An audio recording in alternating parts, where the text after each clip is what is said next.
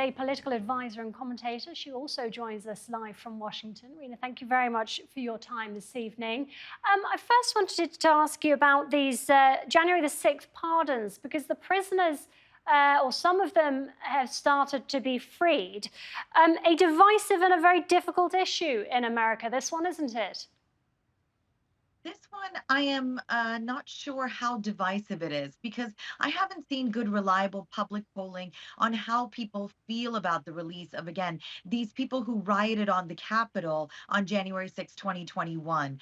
There is a common school of thought that is widely held across the political spectrum, I should add, and it is that it was President Trump, when he was in office back then, that incited these people to riot and to create what we saw was an insurrection. The first time ever that domestically we've seen our own attack a seat of our government with the idea that they could overturn a free, fair, and just election.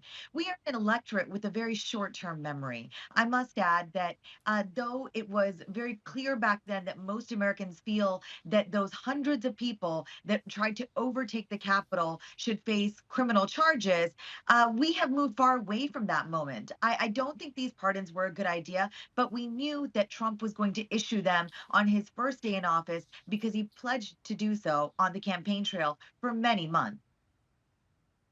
Trump had warned Rina of shock and awe.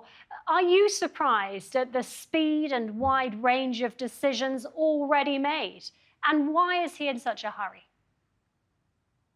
I think I'm struck by the speed only because government usually does not work this fast. But this is also a moment in which history cannot be our guide. We have never seen a president have a comeback like this in modern American history. This is only the second time ever that an American president has entered for a second term that is non-consecutive. So in these 4 years, Trump's allies had a lot of time to mount legal challenges on a range of issues, ranging from sort of those that they had personal issue with, the fact that the now president, when he was a private citizen over these 4 years, was held liable in a variety of criminal cases across 4 different state jurisdictions. Now, fast forward to today, this transition over the past few weeks from which Trump won has been fast because, again, he knows how to pull the levers of government. This time, though, the people around him are quite different than the first time. Yes, they're loyalists on some level, but I don't think all of them are particularly yes men. He loves to tout the fact that so many of them are coming from the private sector with accomplishments and large successes, money speaking, in that realm. So that's something that we did not see the first time.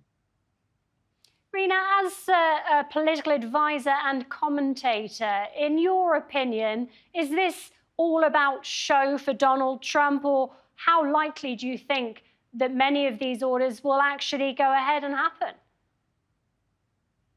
I think we're looking at a combination of Trump's showmanship, certainly on full display.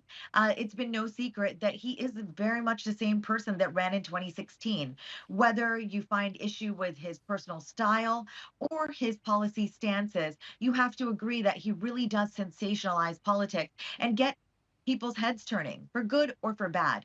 But I think also what we're seeing in these executive orders is a broadening of executive authority in a way which we've never seen, again, the executive branch have in the modern era.